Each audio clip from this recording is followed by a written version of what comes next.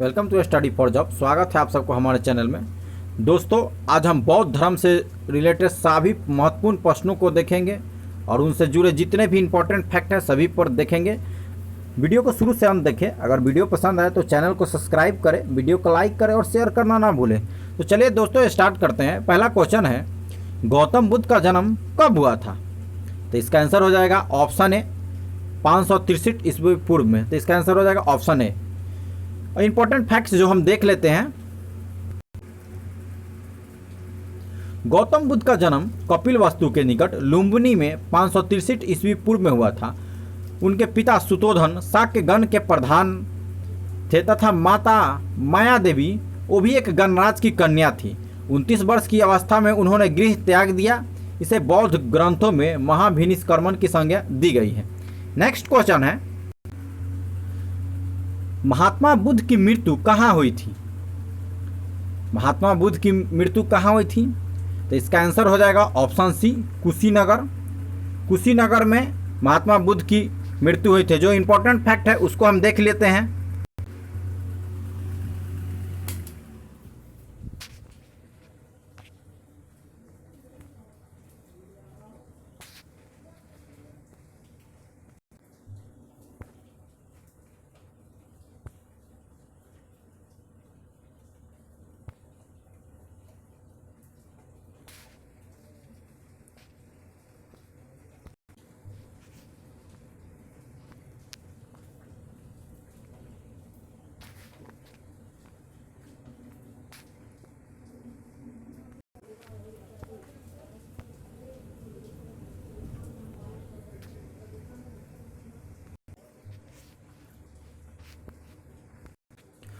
प्रथम बौद्ध संगति की अध्यक्षता किसने की थी?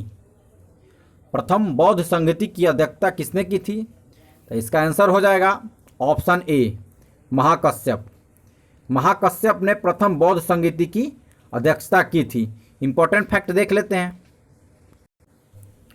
प्रथम बौद्ध संगति बुद्ध के मृत्यु के तत्काल बाद राजगृह के सप्तकर्णी गुफा में हुआ। इस समय मगध का शासक अजातशत्रु था तथा इस संगीति की अध्यक्षता महाकश्यप ने की थी। इसमें बुद्ध के प्रमुख शिष्य आनंद और उपाली भी उपस्थित थे। इसमें बुद्ध की शिक्षाओं का संकलन हुआ तथा उन्हें सूत और विनय नामक दो पिटकों में विभाजित किया गया। आनंद तथा उपाली कर्म से विनय के प्रमाण माने गए। कर्म से और धर्म से दोनों तरह के हैं, विनय के प्रमाण माने गए। एक कर्म से तो दूसरा धर्म से विनय के प्रमाण माने गए। नेक्स्ट क्वेश्चन है, बुद्ध के जन्म का प्रतीक क्या है? बुद्ध के जन्म का प्रतीक क्या है? तो इसका आंसर हो जाएगा ऑप्शन ए कमल। कमल और सार बुद्ध के जन्म का प्रतीक है। इंपॉर्टेंट फैक्ट है वो देख लिया जाए। भगवान बुद्ध के जन्म का प्रतीक कमल को माना गया है। गृह त्याग की घटना का प्रतीक घोड़ा माना गया है। प्रथम प्रवचन धर्मचक्र प्रवर्तन कहलाता है और उनकी मृत्यु महापरिनिर्वाण के नाम से जाना जाता है। नेक्स्ट क्वेश्चन है, बोध गया में बोधि वृक्ष अपने वंश के किस पीढ़ी का है? ये बहुत ही इंपॉर्टेंट क्वेश्चन है। ये बीपीएससी में पूछा हुआ क्वेश्चन है। इसका आंसर हो जाएगा ऑप्शन नंबर सी पंचम। पंचम इसकी इंपॉर्टेंट फैक्ट है वो हम लोग देख लेते हैं।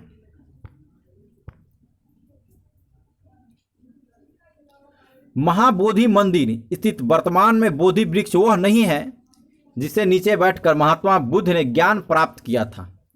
हेनसांग के अनुसार उस मूल वृक्ष को 7वीं शताब्दी में सम्राट शशांक ने नष्ट करवा दिया था। वर्तमान वृक्ष जिसे हम देख रहे हैं वह 5वीं पीढ़ी का वृक्ष है जिसे अलेक्जेंडर कनिंघम ने लगवाया था।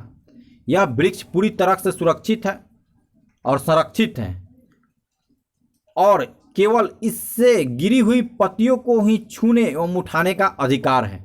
ये बोध गया में स्थित है। नेक्स्ट क्वेश्चन है, एशिया के ज्योति पूज के तौर पर किसे जाना जाता है? तो इसका आंसर तो सिंपल है, भगवान बुद्ध को जाना जाता है द लाइट ऑफ एशिया के नाम से। इंपॉर्टेंट फैक्ट है वो हम लोग देख लेते हैं। गौतम बुद्ध को एशिया का ज्योतिपुंज के तौर पर जाना जाता है। गौतम बुद्ध के जीवन पर एडमिन अर्नोल्ड ने द लाइट ऑफ एशिया नामक पुस्तक की रचना की थी। नेक्स्ट क्वेश्चन है, गौतम बुद्ध को एक देवता का स्थान किस राजा के युग में प्राप्त हुआ? इसका आंसर हो जाएगा ऑप्शन नंबर बी, कनिष्क के शासनकाल में। कनिष्क के शासनकाल में, जो कि कुषाण वंश के शासक थे, उन्हीं के राज्य में बुद्ध को एक देवता का स्थान प्राप्त हो गया। इंपॉर्टेंट फैक्ट है जो हम लोग देख लेते हैं। कनिष्क के शासनकाल में संपन्न चतुर्थ बौद्ध संगीति में बौद्ध धर्म हीनयान एवं महायान नामक दो स्पष्ट एवं स्वतंत्र संप्रदायों में विभक्त हो गया। महायान की संख्या में बुद्ध को देवता माना जाता था तथा उनकी पूजा करने की जाने लगी। इस प्रकार कनिष्क के काल में बौद्ध धर्म को महायान शाखा के तहत गौतम बुद्ध को एक देवता का स्थान प्राप्त हुआ। भारत में वो पहले मानव थे जिनकी प्रतिमाओं को पूजा गया था। नेक्स्ट क्वेश्चन है, नालंदा विश्वविद्यालय की स्थापना किस युग में हुआ? नालंदा विश्वविद्यालय की स्थापना किस युग में हुआ? तो इसका आंसर हो जाएगा ऑप्शन सी, गुप्त युग में हुआ था। कुमार गुप्त ने इसकी स्थापना की थी। इंपॉर्टेंट फैक्ट देख लेते हैं।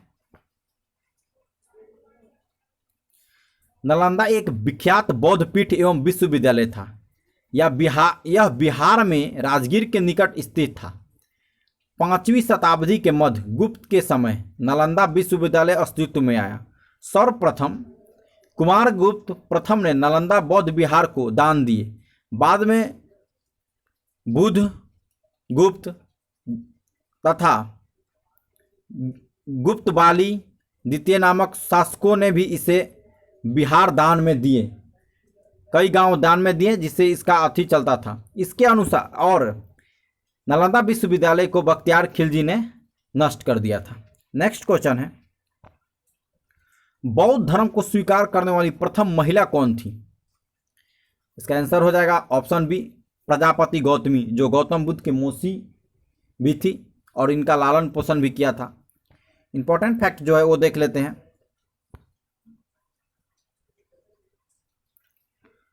बौद्ध धर्म को स्वीकार करने वाली प्रथम महिला गौतम बुद्ध का लालन पालन करने वाली उनकी मौसी प्रजापति गौतमी थी। बुद्ध ने अपने प्रिय शिष्य आनंद के कहने पर बौद्ध धर्म में उन्हें सम्मिलित किया था।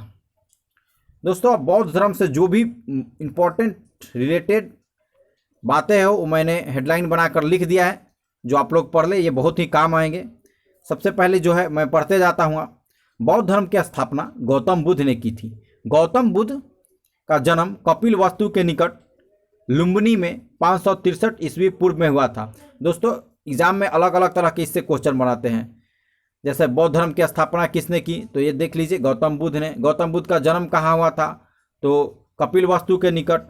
कब हुआ था, तो मैंने सारे इंपॉर्टेंट फैक्ट को लाइन बाय लाइन कर दिया है। इसके 2-3 बार पढ़ लें ताकि सारे क्वेश्चन क्लियर हो जाए। मैं पढ़ देता हूँ आपके साथ में। उनके बचपन का नाम सिद्धार्थ था, ये भी एक क्वेश्चन ही है। उनके पिता का नाम सुतोधन था, जैसा कि गण के प्रधान थे, वो गण के प्रधान थे। तथा उनके माता का नाम माया देवी था। इनके जन्म के कुछ दिन बाद इनके माता का देहांत हो गया, अतः इनका लालन पोषण या पालन पोषण इनकी मौसी प्रजापति गौतमी ने की। गौतम बुद्ध का विवाह 16 वर्ष की आयु में यशोधरा नामक कन्या के साथ हुआ था। कुछ बौद्ध ग्रंथों में यशोधरा का अन्य नाम भी मिलता है, जैसे गोपा, बिंबा इत्यादि। इनके पुत्र का नाम राहुल था। बुद्ध के जीवन में 4 दृश्य का अत्यधिक प्रभाव था। यह चारों दृश्य था वृद्ध व्यक्ति, बीमार व्यक्ति, मृतक व्यक्ति, प्रश्नचित सन्यासी। इन दृश्यों से प्रभावित होकर या यूं कहें कि दुखी होकर सिद्धार्थ ने 29 वर्ष की आयु में घर को त्याग दिया, जिसे बौद्ध ग्रंथ में महाभिनिष्क्रमण की संज्ञा दी गई है। वहां से निकलकर संख दर्शन के आचार्य अलार्म कलाम वैशाली के समीप शिक्षा ग्रहण की। इसके पश्चात बोधगया पहुंचे, जहां 6 वर्ष की कठिन साधना के पश्चात 35 वर्ष की आयु में वैशाख पूर्णिमा की रात्रि को एक पीपल वृक्ष के नीचे गौतम बुद्ध को ज्ञान की प्राप्ति हुई। ज्ञान प्राप्ति के बाद वह बुद्ध कहलाए। गौतम बुद्ध का नाम कहीं कहीं तथागत भी मिलता है, जिसका अर्थ होता है सत्य है ज्ञान जिसका। सत्य कुल में जन्म लेने के कारण बुद्ध को शाक्य मुनि भी कहा जाता है। ज्ञान प्राप्ति के पश्चात बुद्ध ने अपने मतों का प्रचार आरंभ किया। उर्वेला से वो सबसे पहले ऋषि पतन, जो वर्तमान में सारनाथ वाराणसी है, जहां पहुंचे। यहां उन्होंने 5 ब्राह्मणों सन्यासियों को प्रथम उपदेश दिया, जो कि प्रातः काल में ही दिए थे। इस प्रथम उपदेश को धर्मचक्र प्रवर्तन कहा जाता है। बुद्ध के मृत्यु के पश्चात 4 बौद्ध संगीति का आयोजन किया गया, जिनमें अजातशत्रु के कार्यकाल में राजगृह का, कालाशोक के शासनकाल में वैशाली में, अशोक के शासनकाल में पाटलिपुत्रा में और कनिष्क के कार्यकाल में कुंडल वन कश्मीर में हुआ था। बौद्ध के जीवन से संबंधित बौद्ध धर्मों के कुछ महत्वपूर्ण प्रतीक हैं। जन्म की बात की जाए तो जन्म का प्रतीक कमल एवं सार है। गृह त्याग का प्रतीक घोड़ा है। ज्ञान प्राप्ति का प्रतीक पीपल है या बोधि वृक्ष। और निर्वाण का प्रतीक, यहाँ निर्माण हो गया है, निर्वाण का प्रतीक पद चिन्ह था। गौतम बुद्ध की मृत्यु 483 ईस्वी पूर्व में 80 वर्ष की अवस्था में होगी। तो दोस्तों, ये बौद्ध धर्म से जुड़े हुए महत्वपूर्ण जानकारियाँ थी जो हमने आपको बताया। Thanks for watching this video. Please like, comment, share and subscribe my channel. Video पसंद आया है तो अपने दोस्तों के साथ ज़रूर शेयर करें। धन्यवाद।